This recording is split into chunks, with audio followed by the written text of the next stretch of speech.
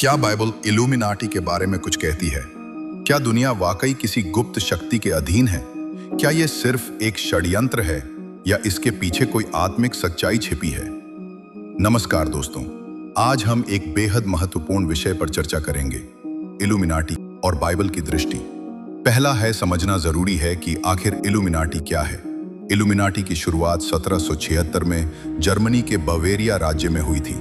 इसकी स्थापना एडम वाइसहॉफ नाम के एक व्यक्ति ने की। इसका उद्देश्य था चर्च और सरकार के नियंत्रण से मुक्ति पाना और तर्क, ज्ञान और स्वतंत्र सोच को बढ़ावा देना। हालांकि यह संगठन 1785 में बंद कर दिया गया, लेकिन आज भी माना जाता है कि यह गुप्त रूप से काम कर रहा है। कहा जाता है कि यह संगठन विश्व की सरकारों, मीडिया, मनोरंजन और शिक्षा पर नियंत्रण रखता है। इल्यूमिनाटी के बारे में बाइबल में क्या लिखा है? दोस्तों, बाइबल में इल्यूमिनाटी शब्द नहीं है, लेकिन बाइबल हमें गुप्त ज्ञान, धोखे और अंधकार की आत्मिक शक्तियों के बारे में सावधान करती है। उत्पत्ति 3:5 के अनुसार शैतान ने हव्वा से कहा, तुम परमेश्वर के समान हो जाओगे।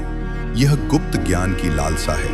इफिसियों 6:2 के अनुसार हमारा संघर्ष मांस और लहू से नहीं, बल्कि इस अंधकार के संसार की आत्मिक शक्तियों से है। प्रकाशित वाक्य 13 के अनुसार एक वैश्विक सत्ता का वर्णन है जिसे एंटी क्राइस्ट के अधीन माना गया है।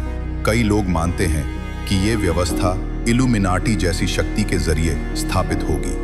तीसरा, चर्च का इतिहास और गुप्त समाज। प्रारंभिक चर्च ने नोस्टिसिज्म का विरोध किया, जो कहता था कि केवल कुछ चुने हुए लोगों को गुप्त ज्ञान मिलता है। कैथोलिक और प्रोटेस्टेंट दोनों परंपराओं ने फ्रीमेसन जैसे गुप्त समाजों से दूरी बनाए रखी है।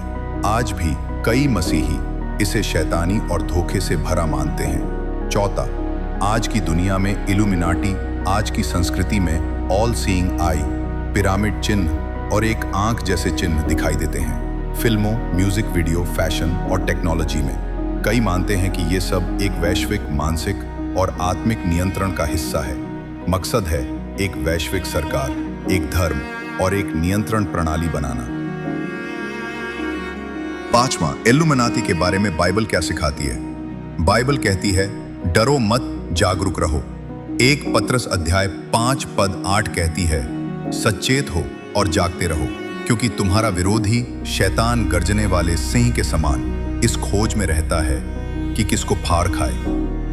यूहन्ना अध्याय 8:32 कहती है, तुम सत्य को जानोगे और सत्य तुम्हें स्वतंत्र करेगा। छठवां विषय, भविष्य की भविष्यवाणियां।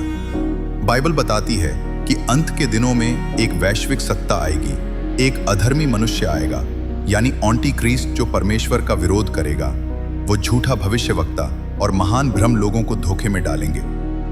पर मसीह का लोग सत्य को पहचानेंगे, प्रभु की ओर देखेंगे और अंतिम विजय मसीह की होगी।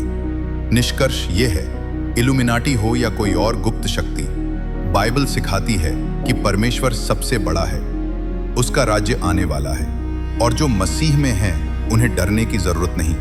यदि आपको ये जानकारी उपयोगी लगी हो तो वीडियो को लाइक करें, सब्सक्राइब करें और अपने विचार कमेंट में बताएं।